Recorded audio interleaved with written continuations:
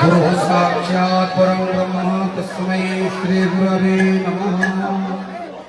वर्तमान मंचासन होइचंती श्री गुरुदेव तेणु आमर भागवत आरती करने मु निवेदन करुच्ची चक्रधर भाईना आरती करूँ प्रदीप प्रज्वलन आरती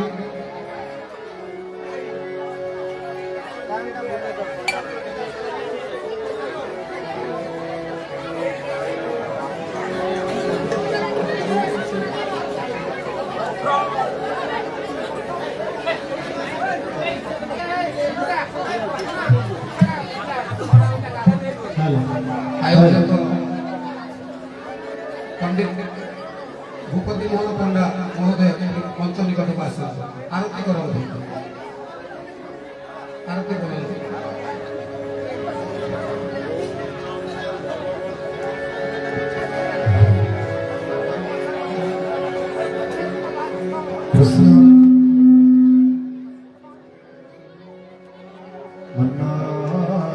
श्री जगन्नाथ मदगुरु श्री जगद्गुरु मदात्मानं सर्वभूतां तस्मै श्री गुरवे नमः।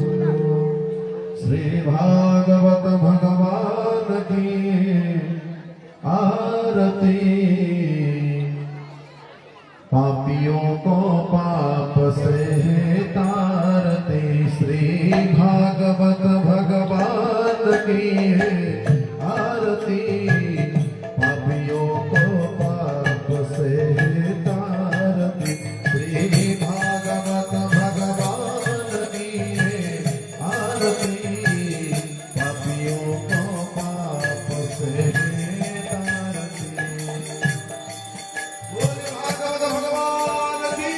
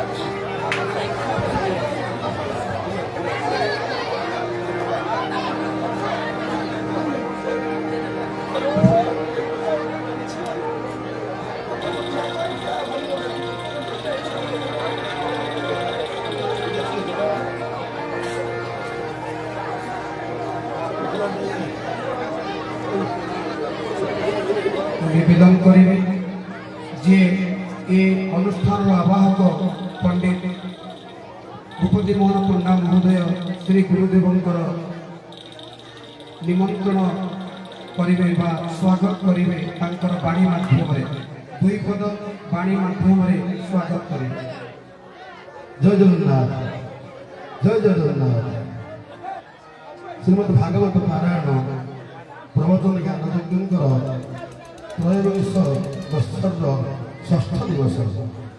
ये षष्ठ दिवस परम पूज्य भारत वर्षर सबुठारु अग्रणी संस्थ अंतर्जातीय संस्थ जहाँकर नारी मानते सेवा नारी मान सम्मान दबा पालागायक मानकर सबू कणा नष्ट हो स्तर में पालागायक मान संघीभूत कर सम्मेलन कर पुणी उत्थान करने भारत वर्ष वृक्षरोपण एवं सदाचार पालन करने निशा निवारण ब्रह्मचर्य पालन चरित्र गठन धारावाहिक उद्यम सी आज भारत वर्ष प्रतिष्ठित हो पार्टी पद्मश्री उपाधि प्राप्त होती कारण आज बहुत काल अंत घटला आम बहु काल प्राय 10 वर्ष हम मु चेष्टा करुम गाँव जमी बाबा पदार्पण करेंगे 10 वर्ष चलीगला आम मैंने पाइपार ये वर्ष कृपा करी महाराज आम ग्राम पदार्पण कर बाबांकर हाथ तुलसी जी तार सकल व्याधि सकल रोग सकल विपद दूरीभूत हो जाए ये कथा आम मैंने समस्ते लोक अनुभव करे। तेणु छोट होती से आसी आम अरुण हाईस्कूल पढ़िया पतितपावन मंदिर प्रतिष्ठा को आम बहुत छोट होती जहाँ बर्तमान से आशा आम गाँव निकट पहुंच जाती आम मंचर से उपस्थित हो जाती आम मान समस्ते कृपा भिक्षु क्षमा भिक्षु आम मानकर सेवार जदि किसी त्रुटि रहे से मोहन मन से आम क्षमा करेंगे से आम मान पथ प्रदर्शन जहाँ करेंगे आम मान जीवन से मार्ग अतिबाहित करूँ। जय जगन्नाथ जय जगन्नाथ। परम पूज्य श्री श्री बाबा बलियांक चरण में ग्रामवासी मानकर अनंत कोटि प्रणाम। जय जगन्नाथ।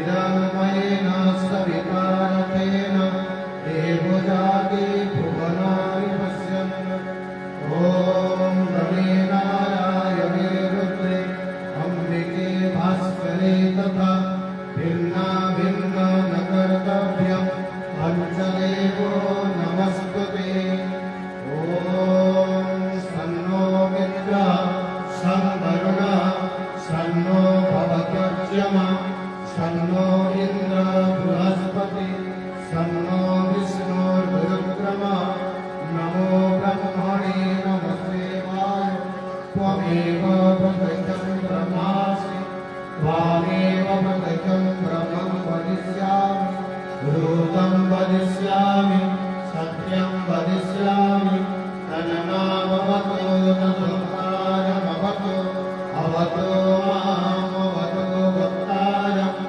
ॐ शान्ति शान्ति शान्तिः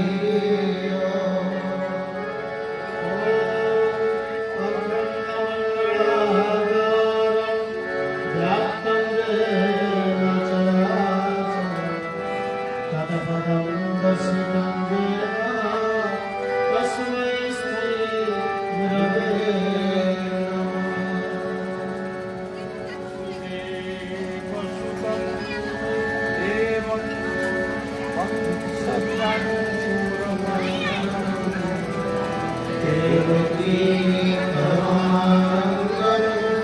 कृष्णं वन्दे जगत्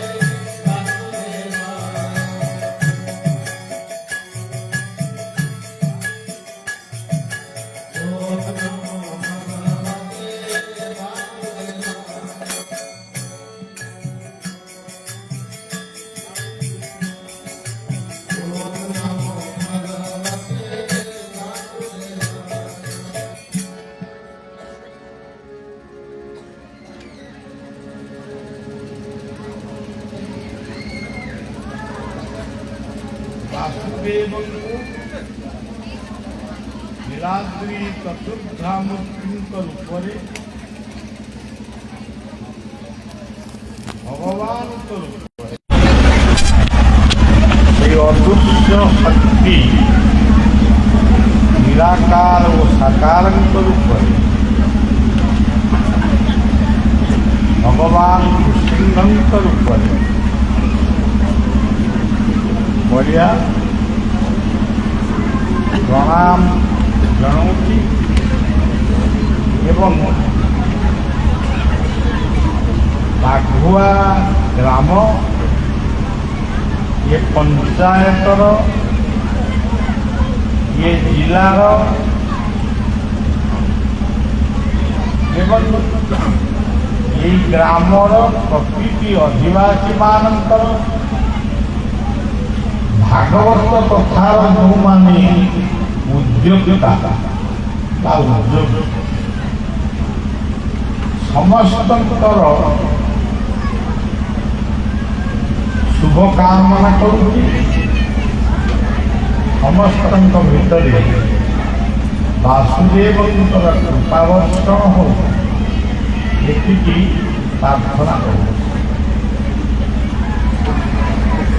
ଏଠି ଇଷ୍ଟଦେବ ହେଉଛନ୍ତି ବାସୁଦେବ ଦଧିବାମନ। ଭାଗବତରେ ଲେଖା ଅଛନ୍ତି ଦୁନିଆରେ ଧନୀ କିଏ? ଯାହା ପାଖରେ ଟଙ୍କା ଅଛି, ସମ୍ପତ୍ତି ଅଛି, ସୁନା ଅଛି, ସେଇ ଯେ ଧନୀ, ଭାଗବତ ତାକୁ ସ୍ୱୀକାର କରେ। ଭାଗବତରେ ବର୍ଣ୍ଣିତ ଅଛି ଯେ ନିତ୍ୟ ଇଷ୍ଟ ଧର୍ମ ପାଳେ ଧନାಢ୍ୟ ବୋଲିଏ। ଯିଏ ଇଷ୍ଟଙ୍କୁ ସ୍ମରଣ କରେ, ପୂଜନ କରେ, କୀର୍ତ୍ତନ କରେ,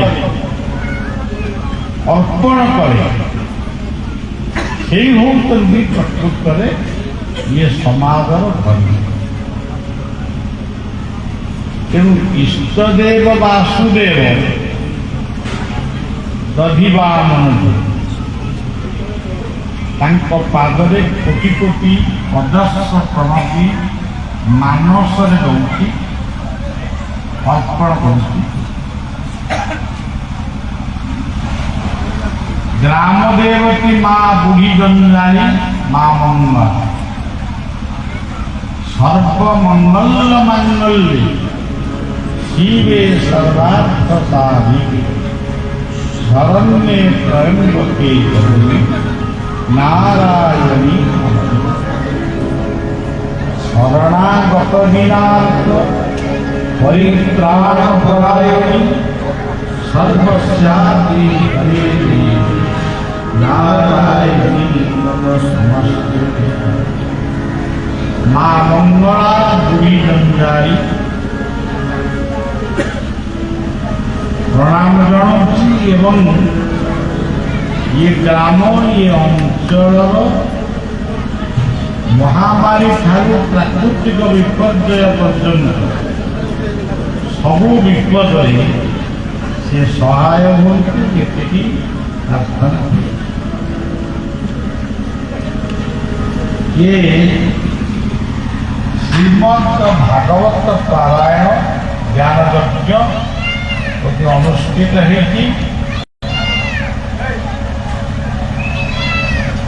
पंडित भूपति मोहन पंडा ओ तांकर मुख्य पूजक यज्ञ है किंतु बाघुआ ग्रामवासी अधिवासी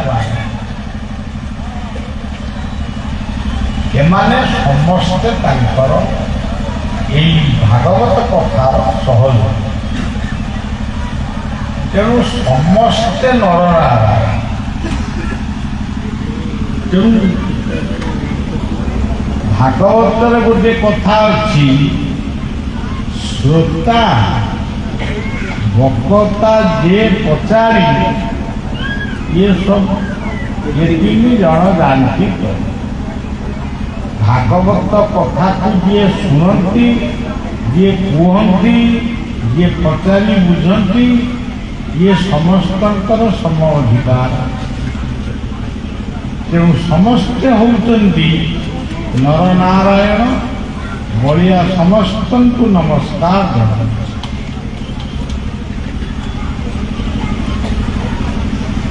एथि श्री श्री चैतन्य देवंकर उत्कल आगमनी उत्सव उपलक्षे श्रीक्षेत्र यात्रा प्रत्येक वर्ष संकीर्तन सहित अनुष्ठित यह गोटे दुर्लभ उत्सव।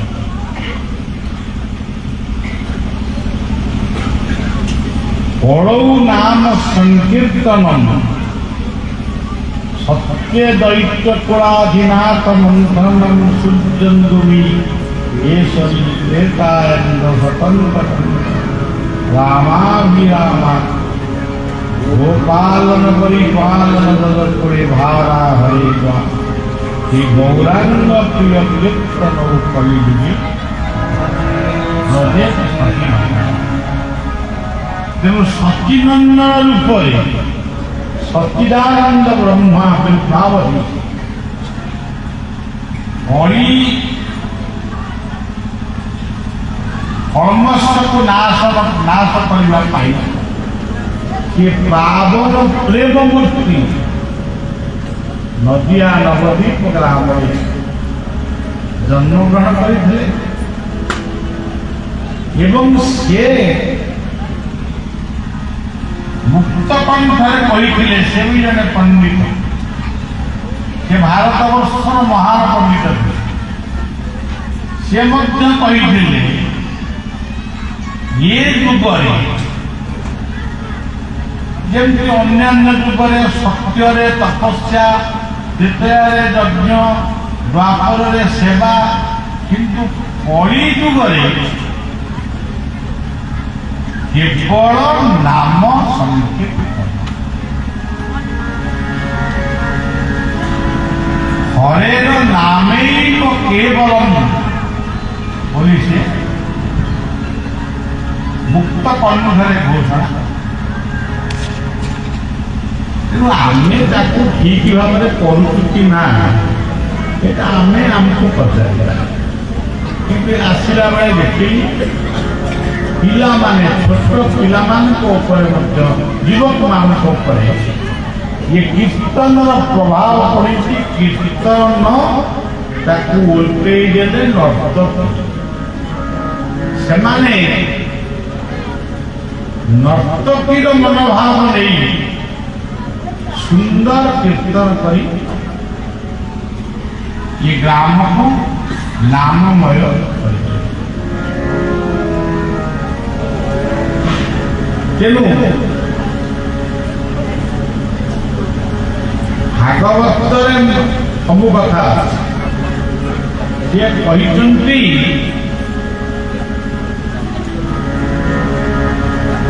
ନାମ ଅଟଇ ମହାବଳ ସେ କେବଳେ ଦିନ ଭୂମଣ୍ଡ। ନାମ ଅଟଇ ମହାବଳ କେବଳେ ଦିନ ଭୂମଣ୍ଡ। ତେଣୁ ନାମ କୀର୍ତ୍ତନ ଦ୍ୱାରା କ'ଣ ହୁଏ କ'ଣ ନାହିଁ ତାକୁ ଅନୁଭବ ହିଁ ଜାଣନ୍ତି। ତେବେ ଆଉ ଗୋଟେ କାର୍ଯ୍ୟକ୍ରମ ଏଠି ହୁଏ। ମାର୍ଗଶିର ମାସ କୃଷ୍ଣ ପଞ୍ଚମୀରେ ପ୍ରତ୍ୟେକ ବର୍ଷ ଗ୍ରାମବାସୀ ମାନେ ଶ୍ରୀକ୍ଷେତ୍ର ପରିକ୍ରମାରେ ଯାଆନ୍ତି। ତେଣୁ ମୁଁ ପ୍ରଥମେ ଗ୍ରାମବାସୀଙ୍କୁ, କୀର୍ତ୍ତନ ମଣ୍ଡଳୀ ମାନଙ୍କୁ ମହାପ୍ରଭୁ ଚୈତନ୍ୟ ସୁନ୍ଦରଙ୍କ ରୂପରେ, ନାମ ପୁରୁଷୋତ୍ତମଙ୍କ ରୂପରେ ମୁଁ ମାନସରେ ପ୍ରଣାମ ଜଣାଉଛି ଏବଂ ଭାଗବତର ସେଇ ପଦଟା ମନେ ପଡୁଛି, ଲଜ୍ଜା ସଂକୋଚ ଦୂର କରି ନାଚିବ ଉନ୍ମତ୍ତ ଆଚର। ତେଣୁ ଲଜ୍ଜା ନକରି ଯେଉଁଭଳି ଭାବରେ କୀର୍ତ୍ତନ କରିବା କଥା ସେଇଭଳି ଭାବରେ ସବୁବେଳେ କୀର୍ତ୍ତନରେ ମନ ଦିଅ। କର୍ମ କରିବେ, ଜ୍ଞାନ ବି ଜାଣିବେ, ତା ସହିତ କୀର୍ତ୍ତନ ବି କରିବେ। ଘଣ୍ଟା ଘଣ୍ଟା କୀର୍ତ୍ତନ କରିବାକୁ ଯଦି ସମୟ ନାହିଁ, ଭାଗବତ କହିଲେ ଦଣ୍ଡେ ନିମିଷେ କ୍ଷଣେ ଲେସେ। ଯିଏ ବା ଥାଅ ଯେଉଁ ଦେଶେ, ଯିଏ ଯୋଉଠି ଥାଅ, ଉଚ୍ଚେ ପଢ଼ିବ ମୋର ନାମ, ଶୁଭିବ ସକଳ।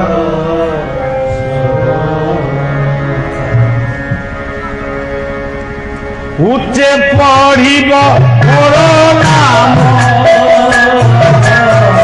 শুনিব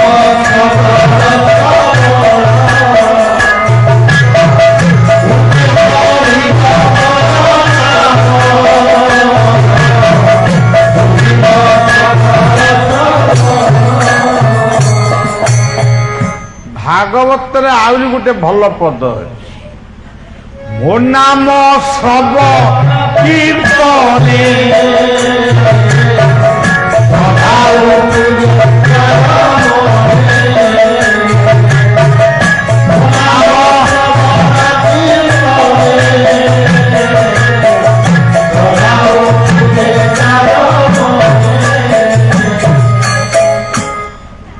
ଯାହାର ମନରେ ଶ୍ରଦ୍ଧା ରହିଛି ସିଏ ଯଦି ନାମକୁ ସ୍ମରଣ କରେ ସେ ସାଙ୍ଗେ ସାଙ୍ଗେ ସେ ଆବିର୍ଭାବ ହୁଅନ୍ତି।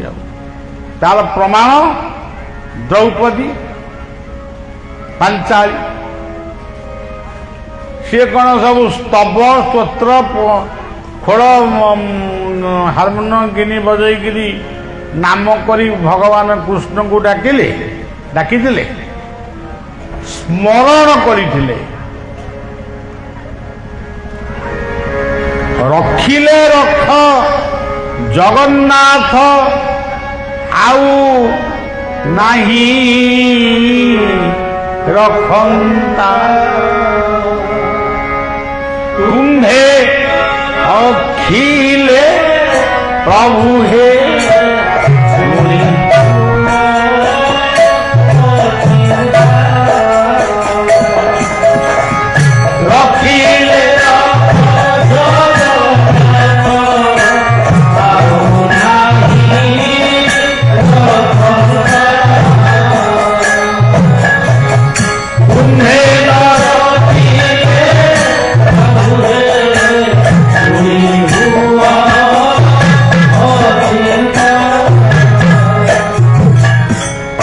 ଅନ୍ତର୍ଯାମୀ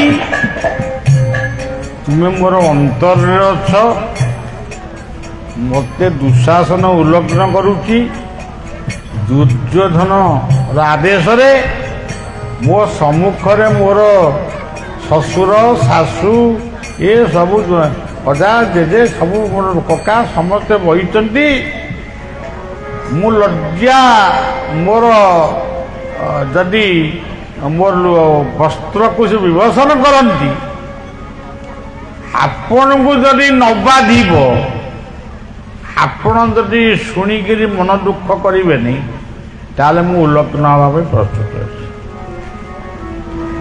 କିନ୍ତୁ ଗୋଟିଏ କଥା ପ୍ରଭୁ ଅଚ୍ୟୁତଙ୍କର ଏ କଥା ତୁମେ ଯେବେ କୃପା କରିବ ମୋତେ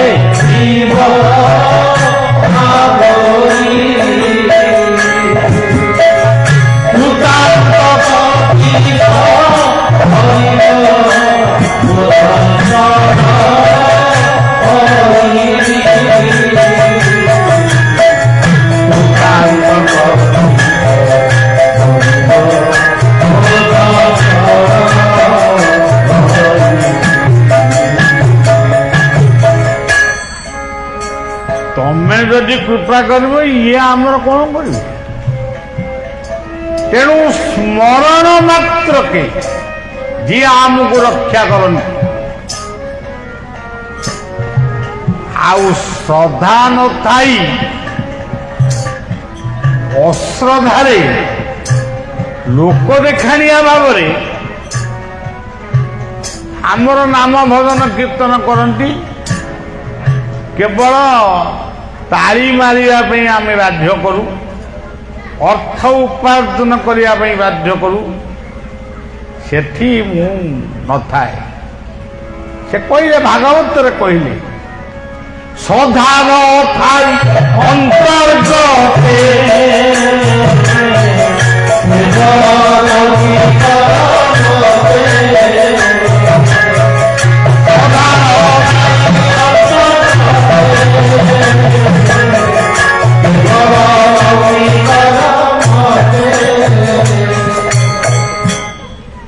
ଶ୍ରଦ୍ଧା ନଥାଇ ଗୀତାରେ କହିଲେ ଶ୍ରଦ୍ଧାବାନ ଲଭତେ ଜ୍ଞାନ। ଇଏ ସଭାରେ ଭୂପତି ପଣ୍ଡିତ ଅଛନ୍ତି, ମୁଁ ଶୁଣିଛି ତାଙ୍କ ନାଁ। ଏ ସଭାରେ ମୋର ଅତି ପ୍ରିୟ ଗାୟକ, ଯାହାଙ୍କର ପାଲା ମୁଁ ବହୁ ଭାବରେ ଶୁଣେ, ସେ ହେଉଛନ୍ତି ପରଶୁରାମ ପଣ୍ଡା। ସେ ମଧ୍ୟ ଏ ସଭାରେ ଉପସ୍ଥିତ ଅଛନ୍ତି। ଏ ଅଞ୍ଚଳକୁ ମୁଁ ବହୁ ବର୍ଷ ତଳେ 40 ବର୍ଷ ଖଣ୍ଡେ ହବ କି କଣ ଅରୁଆ ଗ୍ରାମକୁ ଆସିଥିଲି।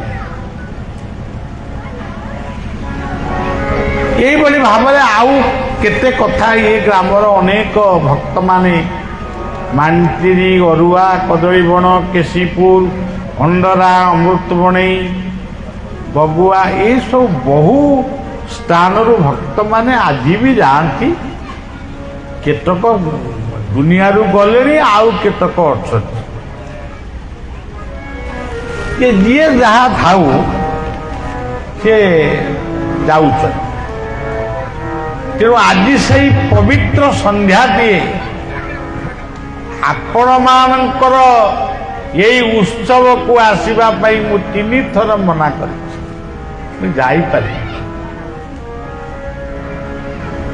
କାହିଁକି ଯାଇପାରିବିନି, ତାର କେତେଟା କାରଣ ଅଛି। ଆପଣମାନେ ଭାବୁଥିବେ ଟଙ୍କା ପଇସା କମି ଯାଉଛି, ସେ କଥା ଆଦୌ ନୁହେଁ। ଟିକେ କ୍ଳାନ୍ତି ଲାଗିଲାଣି। ଏତେ ବାଟ ଆସିକିରି ଏତେ ବାଟ ଯିବା ମୋ ପକ୍ଷରେ ସମ୍ଭବ ହୁଏନି। ବଳିଆ ଆଜି ଆପଣଙ୍କ ଗାଁକୁ ଆସିଛି ମଧ୍ୟପ୍ରଦେଶର ରାଜଧାନୀ ଭୋପାଳ। ଭୋପାଳରୁ ମୁଁ ଆଇଲି ଏଇଠିକି ପହଞ୍ଚିବା ପାଇଁ। କେବଳ ଭଗବତ କୃପା ହିଁ କେବଳମ୍, ଗୁରୁ କୃପା ହିଁ କେବଳମ୍। ତେଣୁ ଗୁରୁ କୃପା, ଭଗବତ କୃପାକୁ ନେଇ ଆପଣମାନଙ୍କ ପାଖରେ ପହଞ୍ଚିଲି। ପ୍ରତାପ ନନାଙ୍କୁ କହିଲି, ମୁଁ କହିଲି ତମେ ନନା ଯାଉଛ, ଟିକେ ବେଶୀ ବାଟରୁ ମୋତେ ଆଣିବନି, ମୋତେ ଭାରି କଷ୍ଟ। ନନା ହଁ କହିଲେ, ଏଠି ଦେଖିଲା ବେଳକୁ ନା। ତେବେ ମୋତେ ଟିକେ କ୍ଳାନ୍ତି ଲାଗୁଥିଲା, କିନ୍ତୁ ଯେଉଁଠି ଶ୍ରଦ୍ଧା ଅଛି, ବିଦୁର ଘରେ ଯଦି ଭଗବାନ କୃଷ୍ଣ ଶ୍ରଦ୍ଧାର ଶାଗ ଭଜା ଖାଇଥିଲେ, ସୁଦାମାର ଖୁଦ ଭଜା ଯଦି ସେ ଶ୍ରଦ୍ଧାରେ ଗ୍ରହଣ କରିଥିଲେ, ଆମେ ଏମିତି କୋଉ ଲୋକ କି? ମା ମାନଙ୍କର ବନ୍ଦାପନା ଏବଂ ସଂକୀର୍ତ୍ତନର ନିନାଦ, ये ସବୁ ଗଙ୍ଗା, ଗୟା, ଗୋଦାବରୀ, ନର୍ମଦା, ସିନ୍ଧୁ, କାବେରୀ ସବୁ ତୀର୍ଥରେ ସ୍ନାନ କରିବା ଯାହା, କୀର୍ତ୍ତନ ଶୁଣିବା, କୀର୍ତ୍ତନ କରିବା ମଧ୍ୟ ସେଇଆ। ଏଇ ଯୋଉ ମନ୍ତ୍ରଟି ପ୍ରସିଦ୍ଧ ମନ୍ତ୍ର, ତାପରେ ଇଏ ହଉଛି ଆମର ବଳଦେବ କ୍ଷେତ୍ର। ଏଠି ବଳିଆର ପୂଜା। ସେଇ ଯୋଉ ପ୍ରସିଦ୍ଧ ମନ୍ତ୍ର ବଳଦେବଙ୍କ ଉଦ୍ଦେଶ୍ୟରେ ବ୍ରାହ୍ମଣ ଠାକୁର ମାନେ ପଢ଼ନ୍ତି। ସେ ମନ୍ତ୍ରଟି ହଉଛି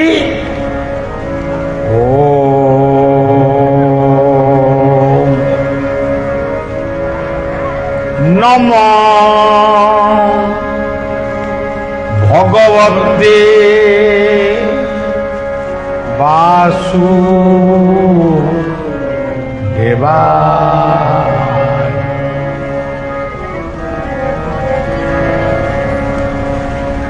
ପ୍ରଥମ ମନ୍ତ୍ରଟି ହଉଛି ଓମ୍। ସମଗ୍ର ଜଗତ ଓମ୍ ଭିତରେ ଅଛନ୍ତି। ଉତ୍ପତ୍ତି ସ୍ଥିତି ପ୍ରଳୟ ଜନ୍ମ କର୍ମ ମୃତ୍ୟୁ ଇଏ ସବୁ ହଉଛନ୍ତି ଓମ୍। ସେଇଆଙ୍କୁ ଆମେ କହୁଛୁ ବ୍ରହ୍ମା ବିଷ୍ଣୁ ମହେଶ୍ୱର। ଗୀତାରେ କହିଲେ ଓମିତ୍ୟେକାକ୍ଷରଂ ବ୍ରହ୍ମ ବ୍ୟାହରଣ ମାମୁଷ। ଓମ୍ ଓମ୍ ଓମ୍ କହି ଯଦି ମଲ ତାହେଲେ ତମର ମୁକ୍ତି ହେଇଗଲା। ଭାଗବତ କଣ କହିଲେ? সকল মন্ত্র মধ্যে সার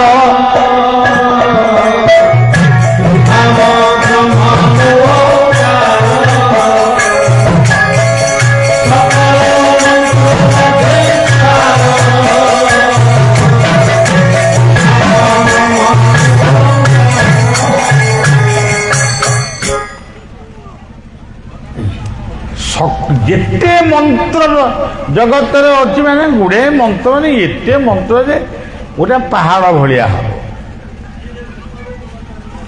ଯଦି କେବଳ ଓମ୍ ବୋଲି କହିଦେଲ ସବୁ ଯାକ ମନ୍ତ୍ର ତାରି ଭିତରେ ରହିଲା।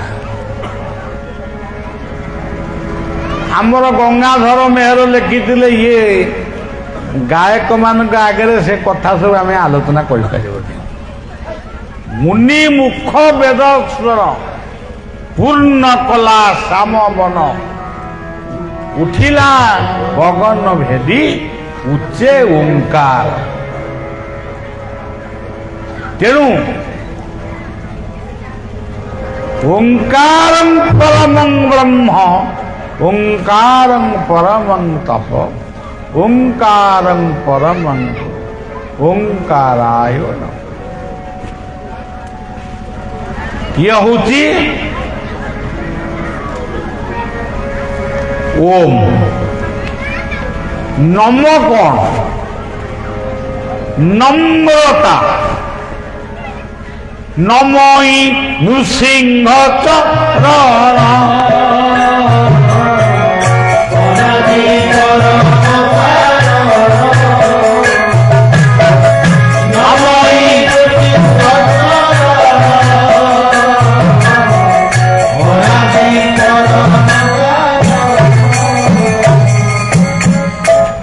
नमई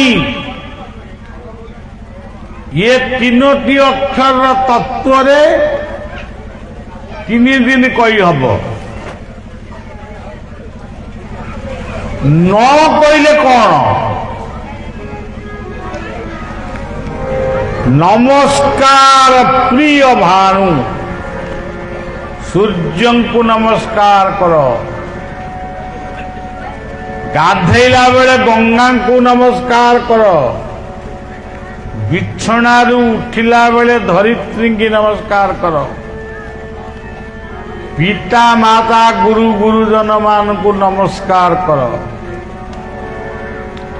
गीतारे कहले मते जदि केवल नमस्कार करि पारिलो मु तुमको सब दे देबी आउ की दरकार ये हूँ नौ अक्षर किंतु गोटे आप जानी नौ गोटे संख्या अच्छे 1 2 3 4 5 6 7 8 9 ताल 9टा कौन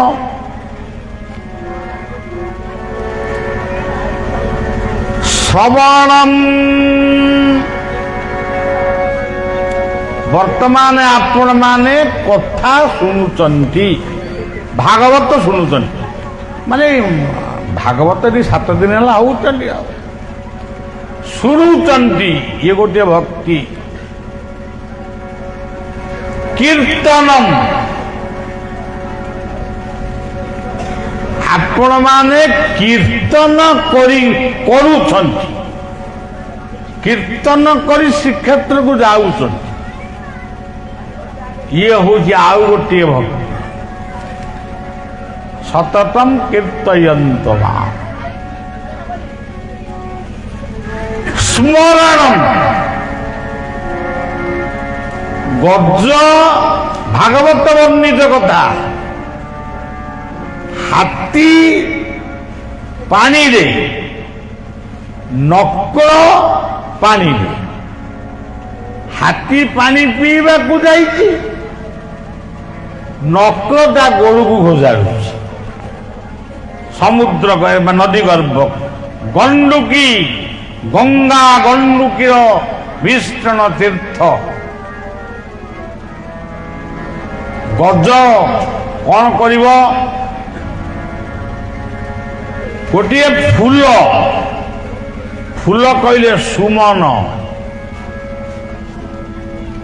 ଫୁଲଟିକୁ ଧରି ସିଏ ସ୍ମରଣ କଲା।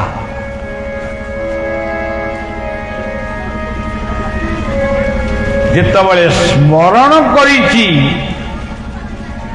ସେତେବେଳେ ନକଲକୁ ମାରିକିରି ଉଦ୍ଧାର କଲେ, ଗଜକୁ ବଞ୍ଚେଇକିରି ଉଦ୍ଧାର। ସିଏ ଥିଲା ଦକ୍ଷିଣ ଭାରତର ଜଣେ ରାଜା ଇନ୍ଦ୍ରଦ୍ୟୁମ୍ନ। ତା ନାଁ ଇନ୍ଦ୍ରଦ୍ୟୁମ୍ନ। ସିଏ ତପସ୍ୟା କରୁଥିଲା ଜଙ୍ଗଲରେ। ଋଷି ଯାଉଥିଲେ ସେଇ ବାଟରେ, ସେ ଉଠିକି ଟିକେ କାଣ୍ଡ ଜ୍ଞାନ ନାହିଁ, ଗୋଟେ ନମସ୍କାର ବି କଲା। ପଚାରିଲେ, କହିଲେ ତମ ନାଁ ରାଜା ଇନ୍ଦ୍ରଦ୍ୟୁମ୍ନଟି? ନା ହଁ। ତମ ଘର ଦକ୍ଷିଣ ଭାରତରେ? ନା ହଁ। ଆଚ୍ଛା, ମୁଁ ଏବେ ଯାଇଥିଲି ଏଇ ଅଳ୍ପ ଦିନ ତଳେ ତମ ରାଜପ୍ରାସାଦକୁ? ନା ହଁ ଯାଇଥିଲେ। ଆଚ୍ଛା, ତମେ ତ ପାଦ ଧୌତ କରି, ଲୁଗା ପୋଛି କରି, ଆସନ ଦେଇ, ଫୁଲ ଚନ୍ଦନ ଧୂପ ଦୀପ ସବୁ ଦେଇଥିଲ, ଭଲ ଭୁରି ଭୋଜନ ବି ଦେଇଥିଲ। ନା ହଁ। ଇଏ କେଇଟା ଦିନ ଭିତରେ ତମେ ଏତେ ବଡ ଯୋଗୀ କେମିତି କଣ ହେଇଗଲ? ତୁମେ ରାଜକର୍ମ ଛାଡ଼ି ପ୍ରଜାମାନଙ୍କର ମଙ୍ଗଳ କରିବା ପାଇଁ ତୁମେ ରାଜା ହେଇଥିଲ। କଣ ଇଏ ପ୍ରଜା ମଙ୍ଗଳ କାର୍ଯ୍ୟରେ ତମେ ଆଉ ଭଗବାନଙ୍କୁ ପାଇପାରିଲନି? ତାକୁ ଛାଡ଼ିକିରି ଆସି ଜଙ୍ଗଲରେ ଚେକା ପକେଇ ବସି ମାନେ ଜପ କରୁଛ।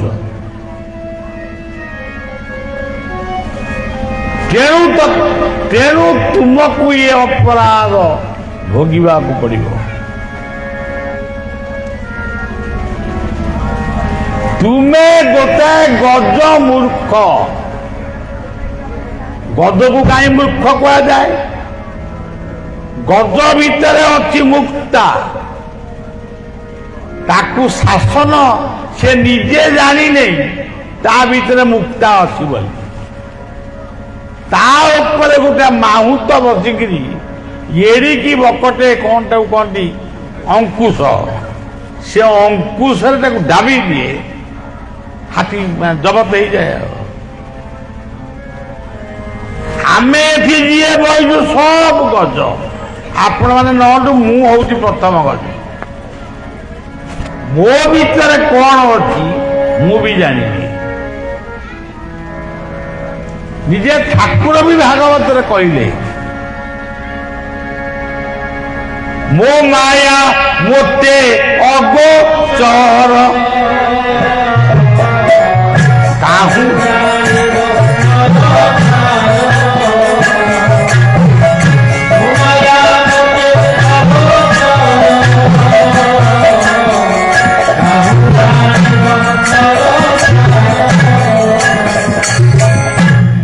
ସିନା ନର ସିନା ଜାଣିପାରିବନି, କିନ୍ତୁ ଉଦ୍ଧବ ମାୟା ସଂସାର ଯାର ଲୀଳା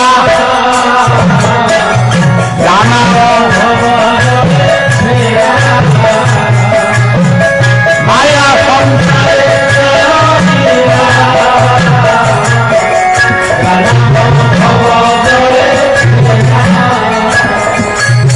যা নাম ভব জলে ভেড়া নৌকা।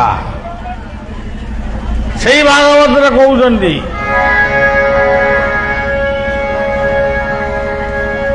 ये नावे गुरु कर्ण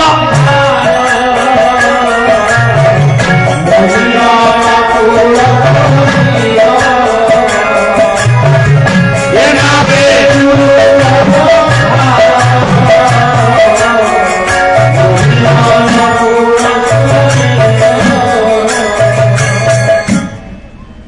माया माया संसारे जार लीला ये माया संसार रे पुत्र कन्या बंधु वर्ग धन संपत्ति सब अच्छे सब नहीं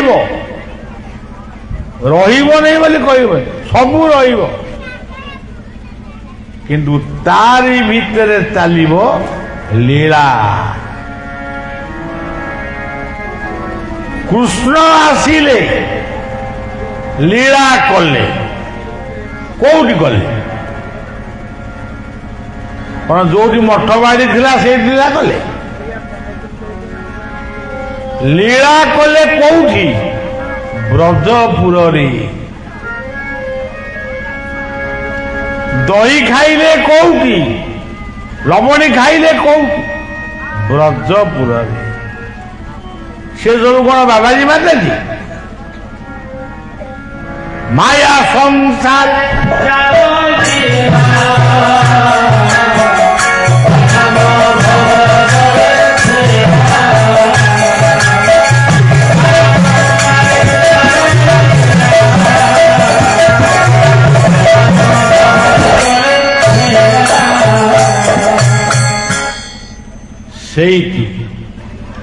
तेरे कृष्ण जो वंशी बजाऊले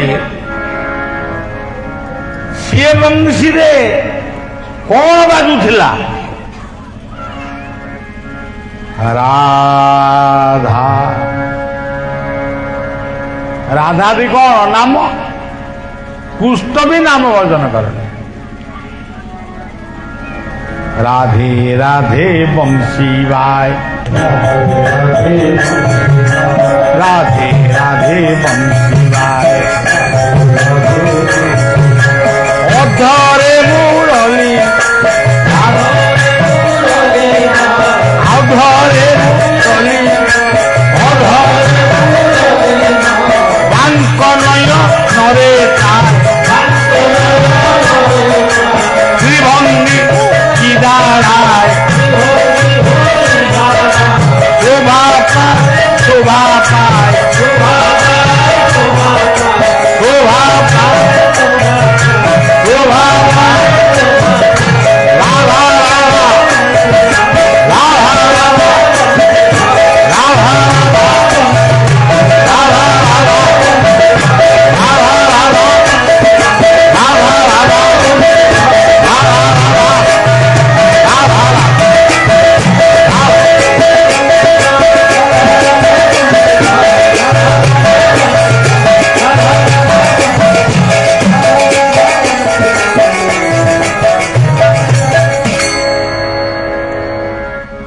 राधे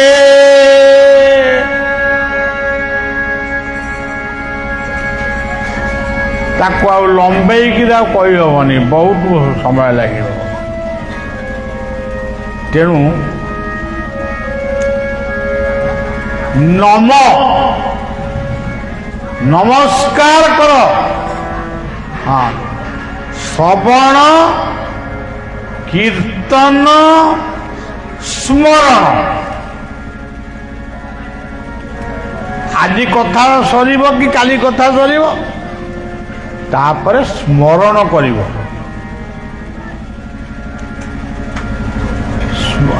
श्रवण कीर्तन विष्णु स्मरण पाद सेवनम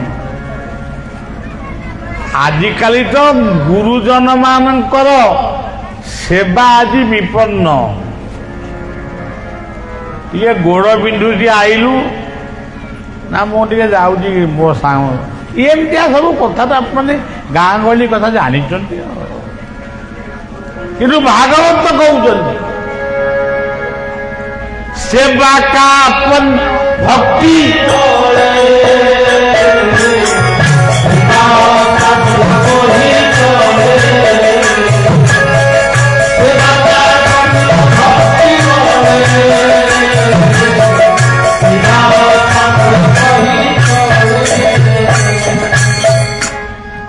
ସେବା କରିବ ପୁଣି ଫଳ ପାଇବନି।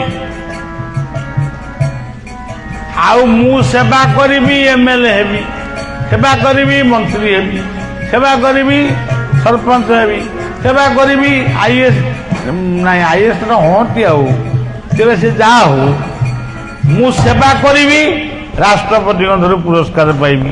ଏଇଥିପାଇଁ କ'ଣ ସେବା କରନ୍ତି? ସେବା ସର୍ଭିସ୍ ଇଜ୍ ଗଡ୍। ସେବା ହିଁ ଭଗବାନ।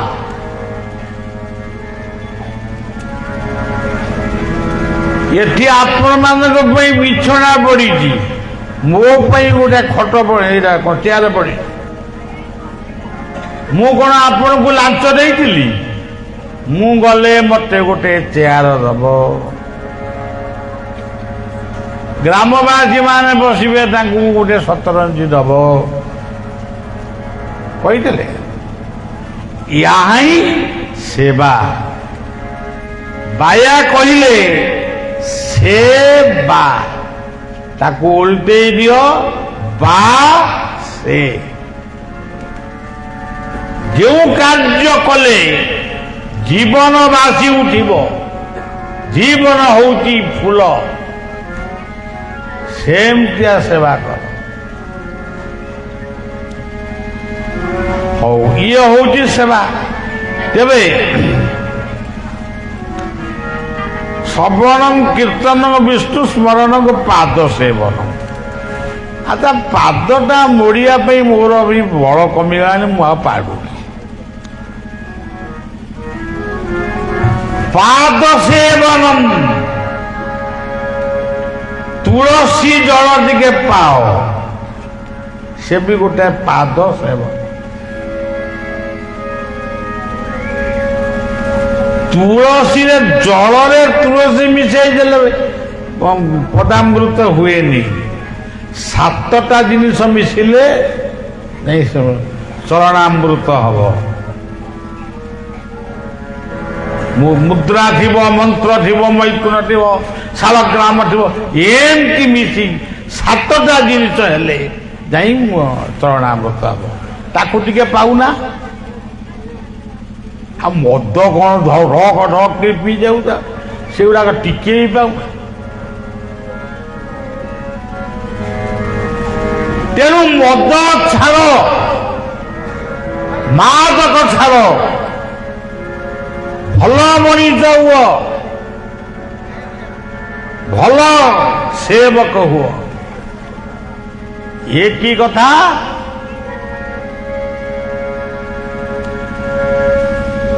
ତେଣୁ ସେବା କାପନ୍ନ ଭକ୍ତି ବଳେ କିବା ଅସାଧ୍ୟ ମହିତଳେ।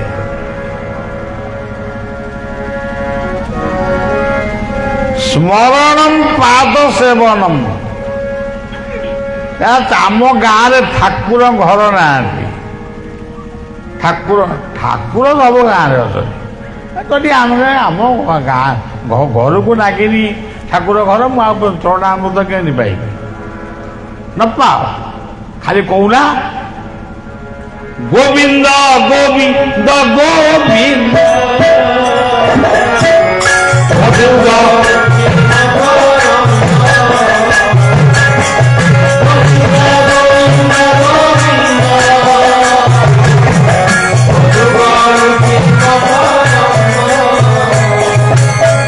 ସେ ମକରନ୍ଦ ପାନ କରି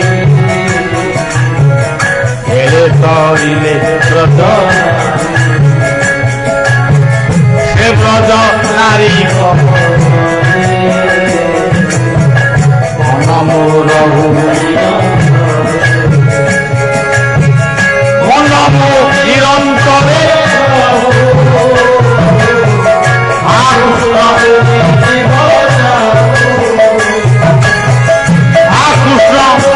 যাউথিব ওতে উদ্ধার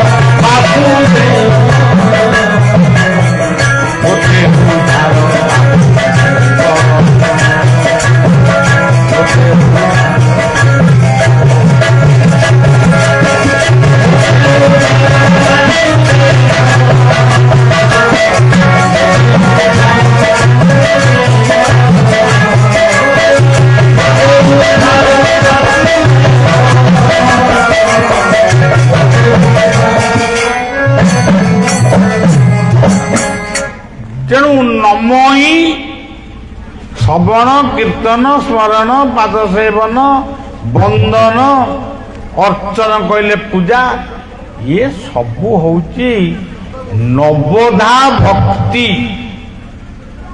9 ପ୍ରକାର ଭକ୍ତିରୁ 2-3ଟା ଭକ୍ତି ବୋଲା କର। ଆଉ ସକାଳୁ ଉଠିବ ସିଗାରେଟ ଗୁଡାକୁ, ତାପରେ ସବୁ କଣ ଟିକେ ମୋଟାମୋଟି କଥା, ଦିନ ଭିତରେ 2-3 ଥର ବୋତଲ କିନ୍ତୁ ଟିକେ ମିଳେ।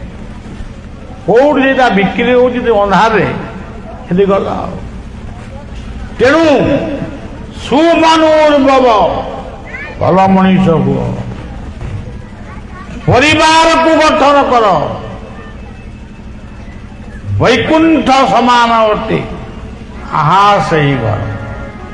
ତେଣୁ ଆମେ ସବୁ ମଦ ଖଟିରେ ବସିବୁ, ଗୁଲି ଖଟି ଗପ କରିବୁ, ବାପ ମାଙ୍କୁ ଯେମିତି ଗୋଟେ ଦେଖିବୁ ଗୋଟେ ହୀନ ଦୃଷ୍ଟିରେ, ଏଗୁଡା କୋଉ ଦିନ ମରିବେଟି। ଆରେ ବାବୁ, ଠାକୁର ଘରେ ପଶିକିରି ବୋଲୁଛ, ତୁମେ ବୋ ମାତା ସ ପିତା,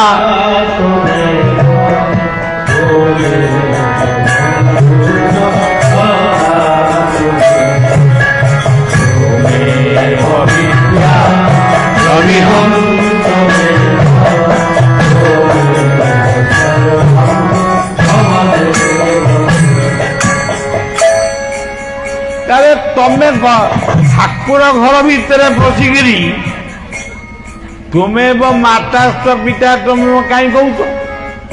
ଆଉ କହୁନା ତୁମେ ମଦସ୍ଥ ଗୁଡାକୁ, ତୁମେ ବିଡି ସିଗାରେଟ ହୁସ୍କି ତୁମେ ଠାକୁର ଖୁସି ହେଇଯାଆନ୍ତି। ସେଠି କହିବ ତୁମେ ମା ବାପା ବନ୍ଧୁ ସଖା ତୁମେ କହିବ। ଏଠି ଘରକୁ ଆସିଲେ, ଗାଁକୁ ଆସିଲେ ଇଏ ସବୁ ଅଲୋଡା ହେଇଯାଉଛନ୍ତି। ଭୁଲ, ସମ୍ପୂର୍ଣ୍ଣ ମାତ୍ରକେ ଭୁଲ। ସେଥିପାଇଁ ଭାଗବତ ପଢି ସାରି ନନା ଠାକୁର ମାନେ ପଢନ୍ତି, ଭୀମସ୍ୟାପି ରଣଭଙ୍ଗୋ ମୁନିରପି ମତିଭ୍ରମ ଯଦି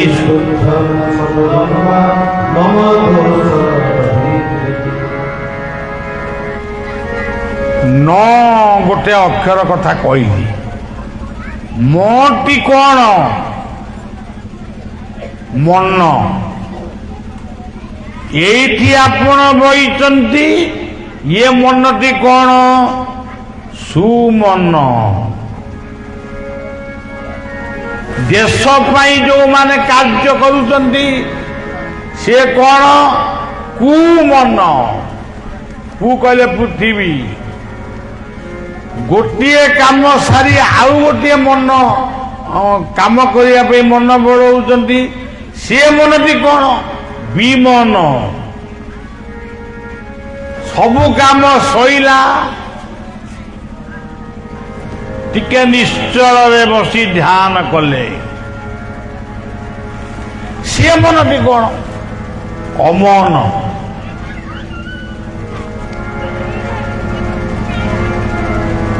ତେଣୁ ଏହି ମନ ସିନା ଚତୁର୍ଦ୍ଧା ମୂରତିରେ ମୂଢ଼ବର୍ତ୍ତୀ। ଆଚ୍ଛା, ଇଏ ହଉଛି ମ କହିଲେ ମସ୍ତିଷ୍କ। ଇଏ ମସ୍ତିଷ୍କ ଭିତରେ କଣ ଅଛି? 3ଟା ରତ୍ନ ଅଛି। ସେ କଣ? ବୁଦ୍ଧି ବିବେକ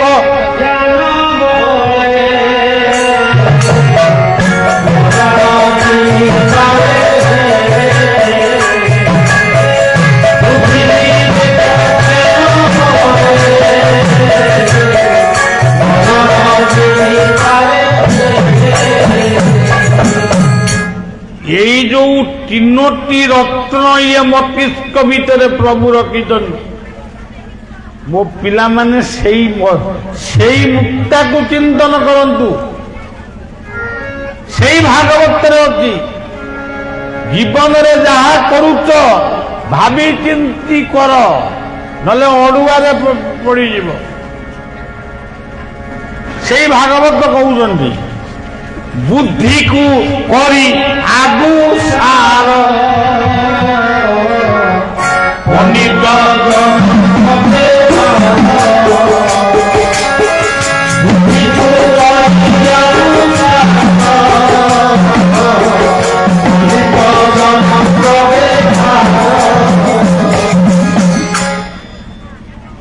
ବୁଦ୍ଧିକୁ କରି ଆଗୁ ସାର ପଣ୍ଡିତ ଜନଙ୍କ ବ୍ୟବହାର।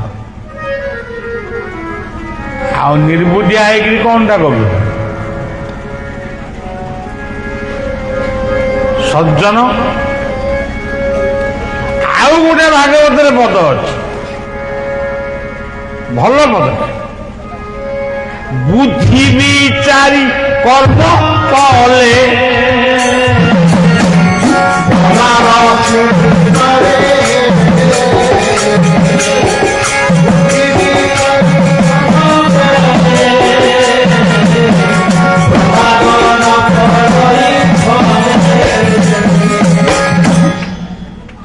ବୁଝିବ ଗୁରୁଜନଙ୍କ ଠାରୁ। ମନେ ରଖ, ବଳିଆକୁ 10 ବର୍ଷ ହେଲା ଖୋଜୁଥିଲେ। ପଣ୍ଡିତ ମହାଶୟ କହୁଥିଲେ, ମୁଁ ଗୋଟେ ଆପଣମାନଙ୍କର ଗୋଟେ ଛଡ଼ା ଫୁଲ, ମୋତେ କାହିଁକି ଖୋଜୁଥିଲେ? ଯଦି ଖୋଜିଲେ ଏତେ ଦିନେ ପାଇଲେ, ଯୋଉ କଥା ଗୁଡ଼ାକ ମୋତେ ଆସେ ମୁଁ କହିଲି। ଆପଣ ଯଦି ତାକୁ ଆପଣ କହିଲେ, ମୁଁ ପଣ୍ଡିତ ମହାଶୟଙ୍କୁ କହୁନି, ଉପସ୍ଥିତ ସମସ୍ତ ଶ୍ରୋତାମାନ, ଯଦି ଆପଣମାନେ ତାକୁ ନ ମାନିବେ ତାହେଲେ ଆମକୁ ଡାକିଲେ କାହିଁକି ଡାକିଲେ? ବୁଝିବ ଗୁରୁଜନଙ୍କ ଠାରୁ, ବିଚାର କରିବ। ବୁଝିବ ଗୁରୁଙ୍କ ଠାରୁ, ବିଚାର କରିବ ଗୁରୁଜନ ମାନଙ୍କ ସହିତ, ଲଘୁଜନ ମାନଙ୍କ ସହିତ, ତାହେଲେ ଯାଇ କର୍ମଟି କଲେ ସୁଫଳ ହବ, ନହେଲେ ଅଡୁଆରେ ପଡିବ। ଏଇ ହଉଛି କଥା। ତେବେ ଇଏ ନ ମ ପରେ ଆଉ ଗୋଟେ କଣ ଅଛି ରେ? ଇଟି କିଏ? ଈଶ୍ୱର। ଈଶ୍ୱରଙ୍କ ଘର କୋଉଠି? ସେଇ ଭାଗବତରେ ଅଛି ତ। ସୂର୍ଯ୍ୟ ନଳେ କିବା ଅଥବା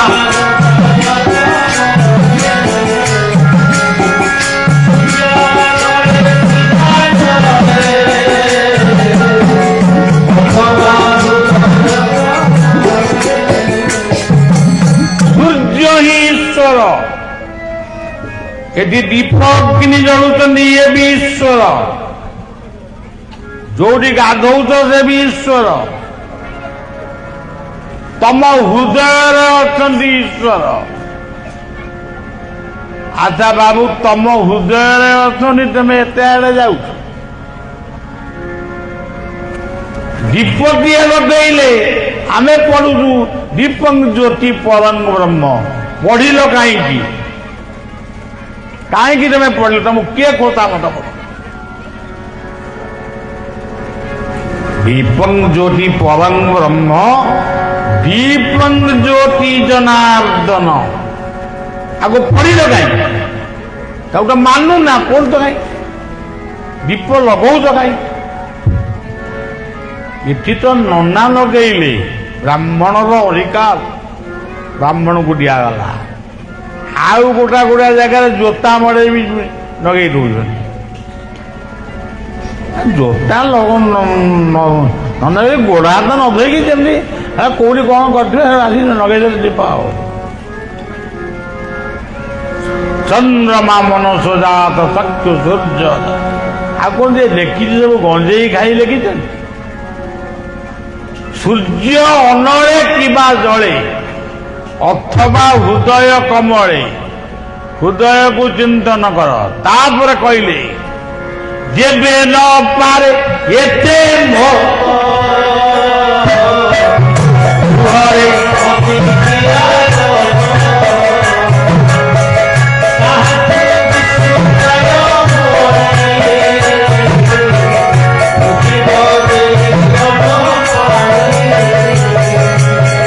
ବୁଝିବ ଦେଇ ଅନ୍ନ ପାଣି।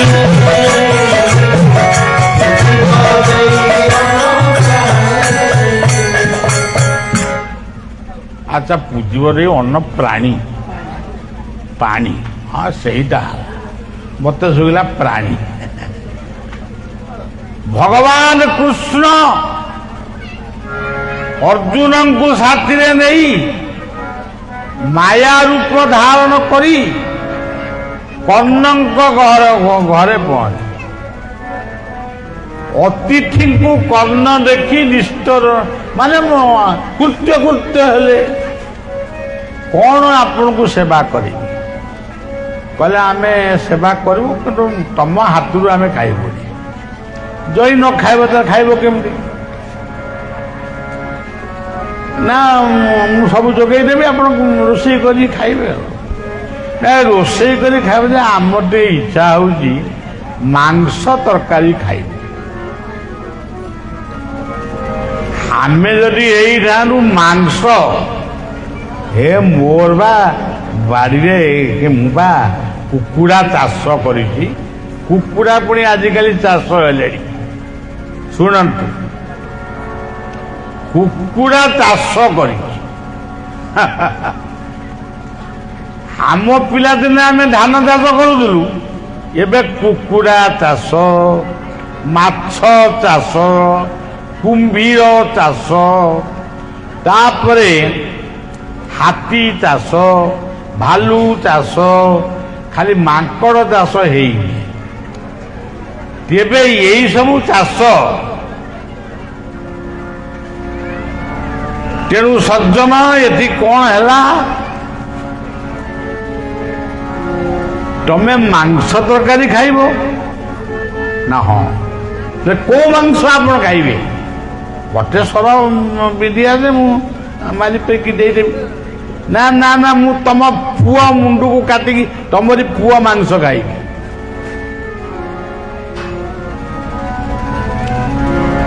କର୍ଣ୍ଣ ମାନେ ଟିକେ ବ୍ୟସ୍ତ ହେଇ ପଡ଼ିଲେ, କାରଣ ଭାଗବତର ବନ୍ଦନା ମୋତେ ସମର୍ପି ସୁତ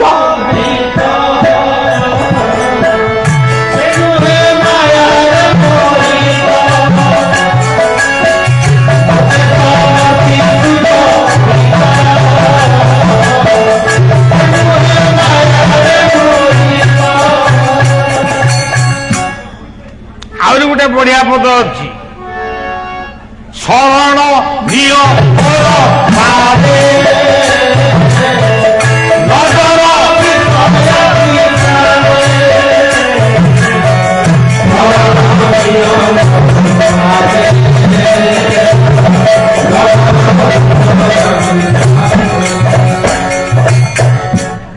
ତେଣୁ କର୍ଣ୍ଣ କହିଲେ, କର୍ଣ୍ଣ କହିବା ପୂର୍ବରୁ ତାଙ୍କ ପୁଅ ବିଶିକେଶନ କହିଲା, ବାପା ତମେ କାହିଁ ବ୍ୟସ୍ତ ହଉଛ, ମୁଁ ଅତିଥିଙ୍କର ସତ୍କାରରେ ରହିବି।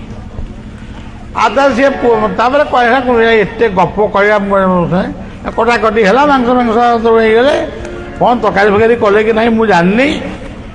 ତେବେ ଯା ମାୟା ଦେବେ ଅଗୋଚର, କାହୁଁ ଜାଣିବ ନର ତାର। କର୍ଣ୍ଣ ନିସ୍ତବ୍ଧ ହେଇଯାଇଛନ୍ତି। ସିଏ ତାଙ୍କ ନିଜ ରୂପକୁ ଦେଖାଇଲେ, କହିଲେ କର୍ଣ୍ଣ ମୁଁ କିଏ ଜାଣିଛ? ମୁଁ ତମକୁ ପରୀକ୍ଷା କରିବାକୁ ଆଇଥିଲି। ତମ ପ୍ରଶଂସା ଶୁଣିଲେ ଅନ୍ୟମାନେ ବିରକ୍ତ ହୁଅନ୍ତି। ତମେ କେଡ଼େ ବଡ଼ ଜାନି ସେଇ କଥା ଜଣେଇବାକୁ ଆଇଥିଲି।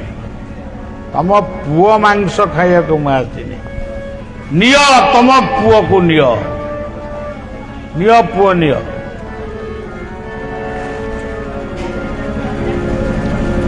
ଯେଉଁ ପୁଅ କଟା ହେଇଥିଲେ ସେଇ ପୁଅ ପୁଣି ପୁଅ ହେଲେ। ବିଶିକେଶନ ଏକଇର ବଳା ବିଶିକେଶନ। ବିଶିକେଶନ ଯାଇ କହିଲେ ବାପା ମାମା, ମମି କହିନାହାନ୍ତି କି ଦାଦି କହିନାହାନ୍ତି, ବାପା ବାପା ବୋଉ ଏମିତି କହିଲେ। ମତେ ଯଦି ସମର୍ପଣ କରିଛ ମୁଁ ତାଙ୍କରି ସେବାରେ ହିଁ ଲାଗିବି। ମତେ ଆଉ ଘରେ ରଖ।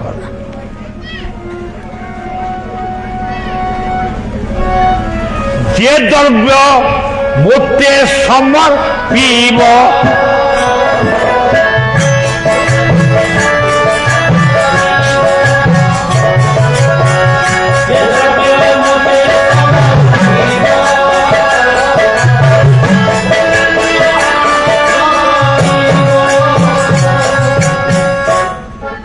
ତମେ ମତେ ସମର୍ପଣ କଲ, ମୁଁ ପୁଣି ତମେ ପୁଣି ତାକୁ ନବ କେମିତି? ତେଣୁ ଆଜି ପର୍ଯ୍ୟନ୍ତ ବି ଯୋଉଠି ଭୋଗ ହଉଛି, ଯେଉଁଠି ନୈବେଦ୍ୟ ହଉଛି, ଗୋଟେ ଚଣ୍ଡାବଳି ଥୁଆ ହଉଛି। ସେ ଚଣ୍ଡାବଳିର ଅଧିକାରୀ ହଉଛନ୍ତି କର୍ଣ୍ଣଙ୍କ ପୁଅ ବିଶିକେଶନ। ବିଶିକେଶନ ଚଣ୍ଡାବଳି ନୈବେଦ୍ୟଂ ସ୍ୱାହା। ତେବେ ସଜ୍ଜନ ଇ କହିଲେ ଆଉ କିଏ? ସେଇ ଭାଗବତର ଆଉ ଗୋଟେ ପଦ, ଗୁରୁଙ୍କୁ ନମ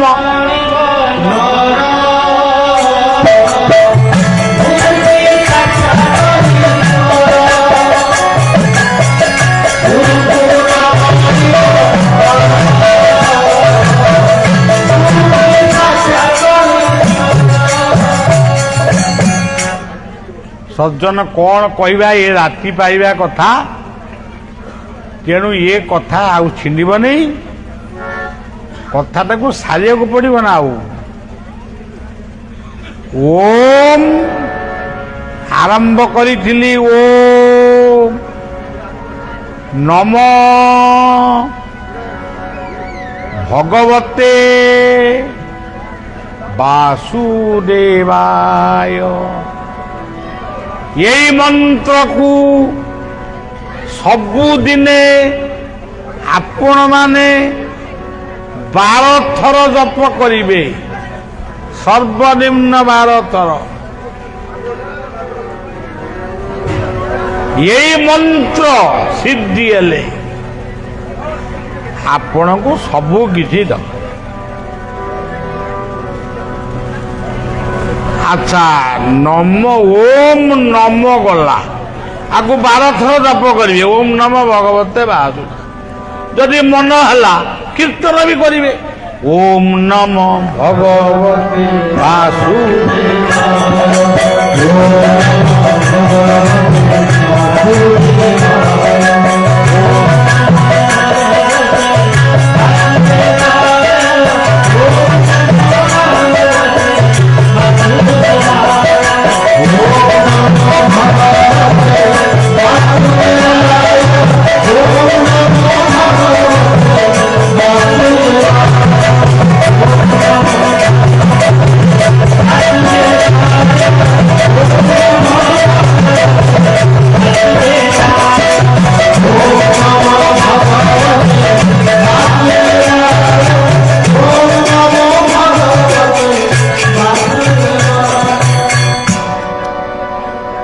ସଜ୍ଜନ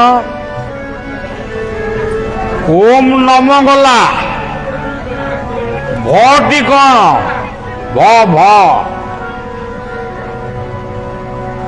ଭଟି ହଉଛି ଭକ୍ତି।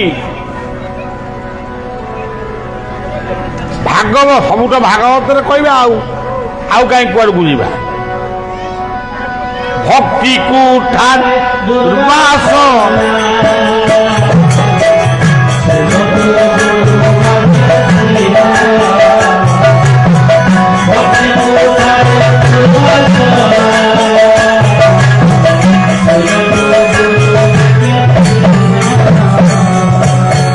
ଗୁରୁଙ୍କ ଆଦେଶରେ ଭକ୍ତି ରୂପକ କୁଠାରରେ ଜୀବନର ସମସ୍ତ ଦୁର୍ବାସନା ମାନଙ୍କୁ ଛେଦନ କରି ଭଲ ମଣିଷ ହୁଅ ଭକ୍ତିରେ ପ୍ରୀତି ନାହିଁ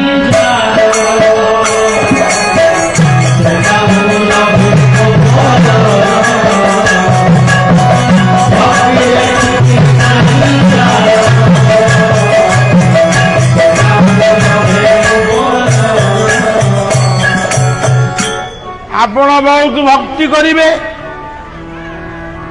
ଭକ୍ତିଟା କ'ଣ ସେମିତି କଥା କି ଯଦି ଭଲ ପାଇବାଟା ରହିବ ତାହେଲେ ଭକ୍ତିଟା ଆହୁରି ସୁନ୍ଦର ହେବ ତେଣୁ ବର୍ତ୍ତମାନ ଭକ୍ତି ବହୁତ କିନ୍ତୁ ଭଲ ପାଇବା ନାହିଁ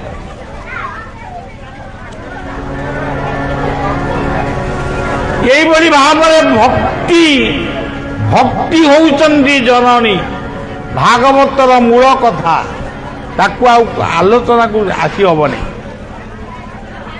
ତେବେ ସଜ୍ଜନ ଭ ଗଲା ତେବେ ଗ କ'ଣ ଗଟି କ'ଣ ଗତି हे उद्धव हे अर्जुन मु गति दाता गतिर्भर्ता प्रभु साकी निवास शरणम सु प्रभव प्रलय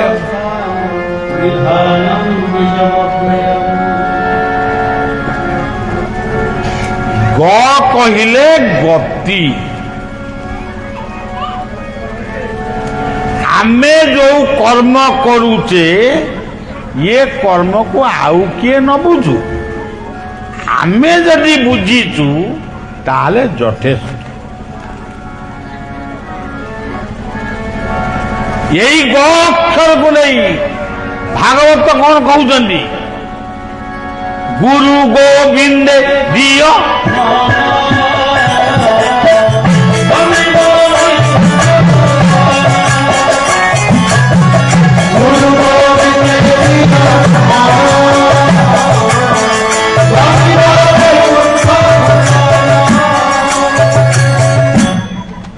ये हूँ गह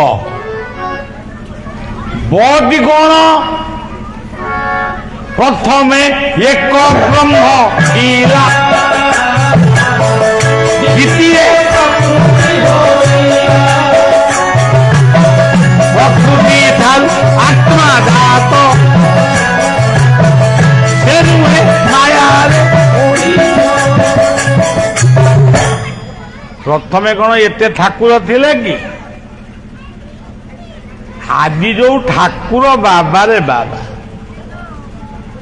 किंतु ठाकुर ही जने एक ब्रह्म ब्रह्मानंदम सर्वं खलुदं ब्रह्म प्रथम एक ब्रह्म थिला तापर दुनिया खेलिला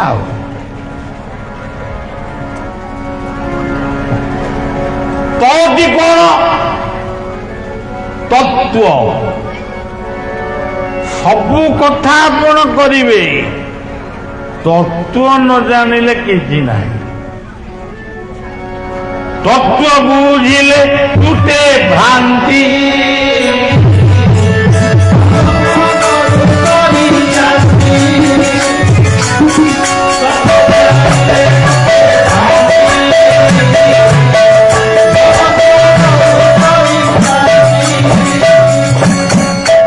तापर आउ गोटे जगह कहले जे गुरु तत्व रे गो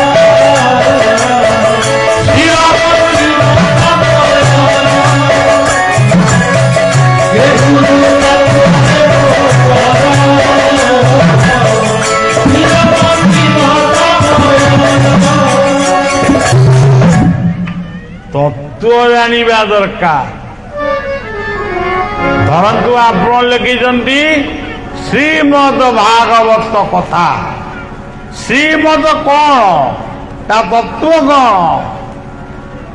ଶ୍ରୀ କହିଲେ ଆପଣ ମାନେ ଶରୀର, ମ କହିଲେ ଆପଣଙ୍କ ମସ୍ତିଷ୍କ, ଦ କହିଲେ ଦର୍ଶନ,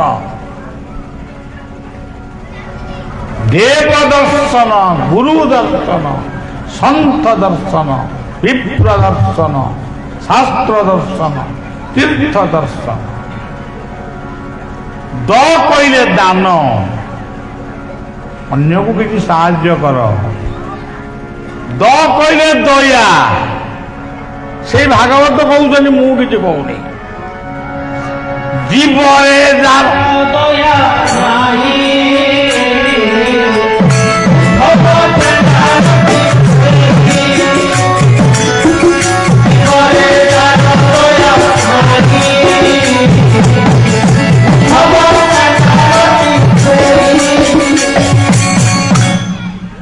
ଆପଣ ମାନେ ଏଇ ପଦରୁ ବୁଝିବେ ଆମେ କଣ।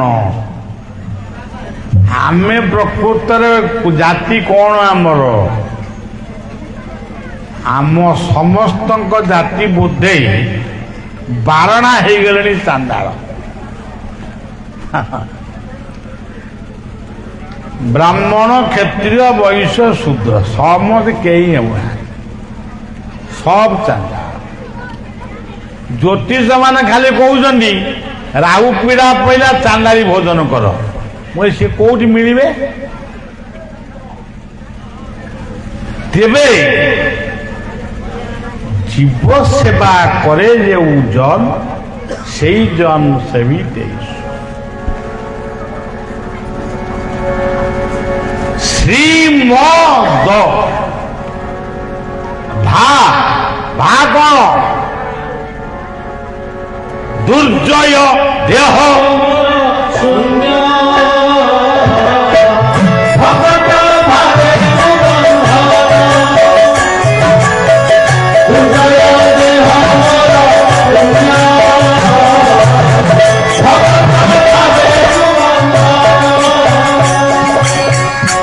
কইলে মতে পুজিব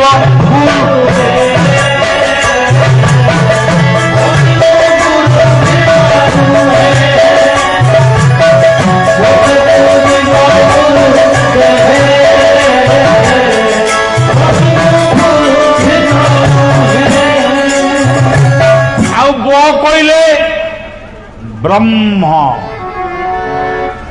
ব কইলে বসুদ্ধা, ব কইলে বায়ু, ব কইলে বরুণ, ব কইলে বহ্নি, ব কইলে ব্যাম বা আকাশ। এহাকু ছাড়িকি ইয়ে পৃথিবীরে কিছু ହେଇନି ନା ହବନି। ଆଉ ମୁଁ ସବୁବେଳେ ତମ ନିକଟରେ ଅଛି। ତମେ ଭାବୁଛ ଭୁଲ କରିଛ, ମାନେ ମକଦ୍ଦମାରେ କରିକି ଜୟ ହେଇଗଲା। ନାଇଁ ନାଇଁ ନାଇଁ, ମୁଁ ତମ ଭିତରେ ଅଛି। ତତ୍ ମୋର ତିନିଟା ନା, ଓମ୍ ତତ୍ ସତ୍। ତମେ ମତେ ଠକି ପାରିବନି। ତେଣୁ ଶ୍ରୀମଦ୍ ଭାଗବତ କଥା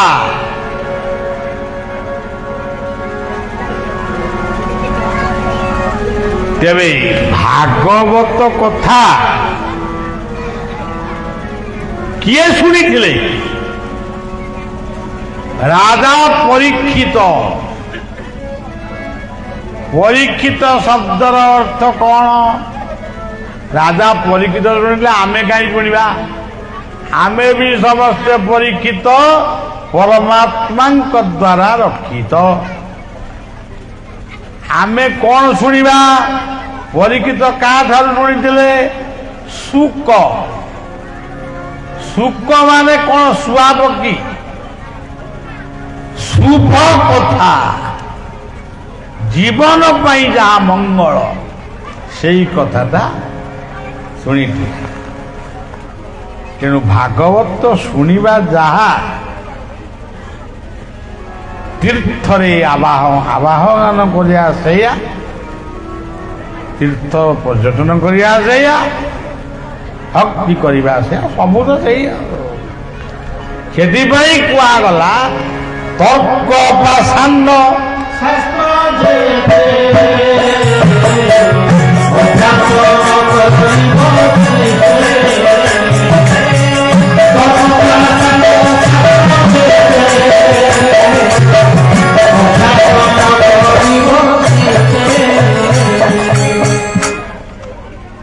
नमयु सिंहचर अनादि परमकार निराविधृत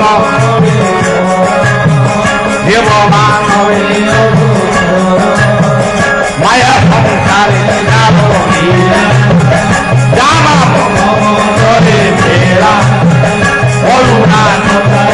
प्रकाशे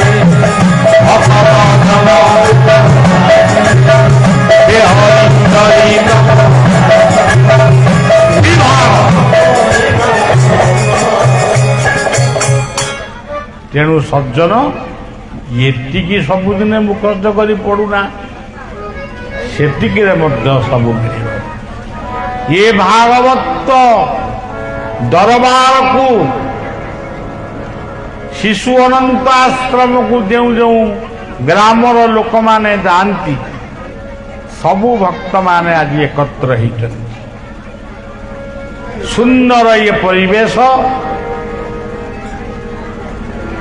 प्रकृतिर जदि मधुर थाए जा कृष्ण रस प्रमोद मधुरा तेणु कृष्णंकर रस आपण पान कर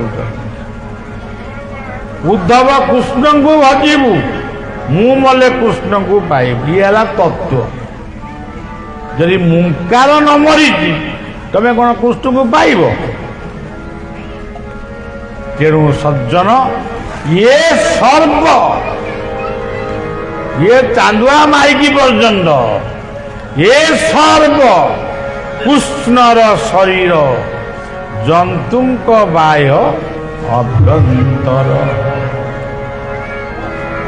सज्जन आपण मानंकु जो माने भिन्न भिन्न ग्रामरु अनंत बलिया परिवार एवं विभिन्न गुरु मानंकर परिवार भागवत प्रेमी ये पंचायतर अधिवासी ये ग्रामर अधिवासी जो माने एठिकी आसीचंती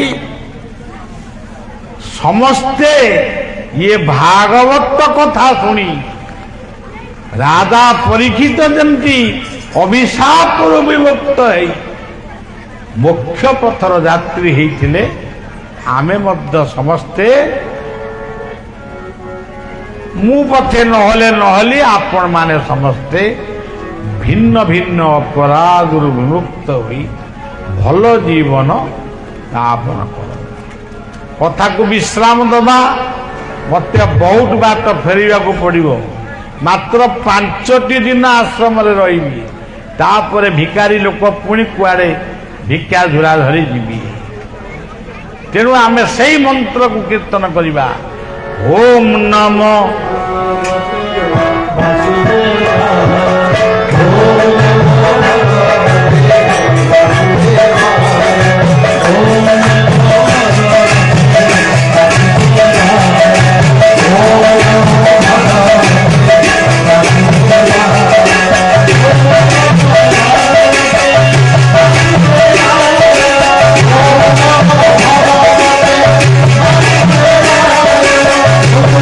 Oh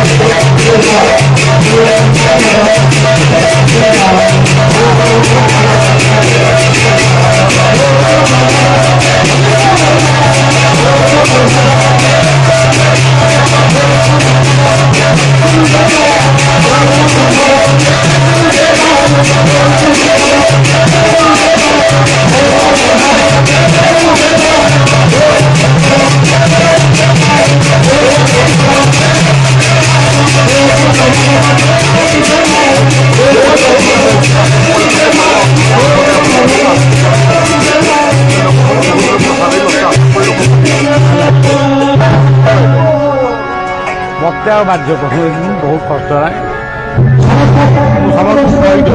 ସମସ୍ତ ଭକ୍ତବୃନ୍ଦମାନେ ବସି ପଡ଼ନ୍ତୁ। ହରି କଥା ଆହୁରି ଅଛି ଆଜ୍ଞା। ସମସ୍ତ ଭକ୍ତବୃନ୍ଦମାନେ ବସି ପଡ଼ନ୍ତୁ। ସମସ୍ତ ଭକ୍ତବୃନ୍ଦମାନେ ବସି ପଡ଼ନ୍ତୁ। କୀର୍ତ୍ତନ ନାମ ହେଲା ଆପଣମାନେ ବସି ପଡ଼ନ୍ତୁ। ମାତ୍ର ଆଜ୍ଞା ମାଛି ସମସ୍ତେ ବସି ପଡ଼ନ୍ତୁ। ଆହୁରି ହରି କଥା ଅଛି, ବସି ପଡ଼ନ୍ତୁ। ସମସ୍ତ ଭକ୍ତବୃନ୍ଦମାନେ ବସି ପଡ଼ନ୍ତୁ। ଆପଣମାନଙ୍କୁ ବଳିଆ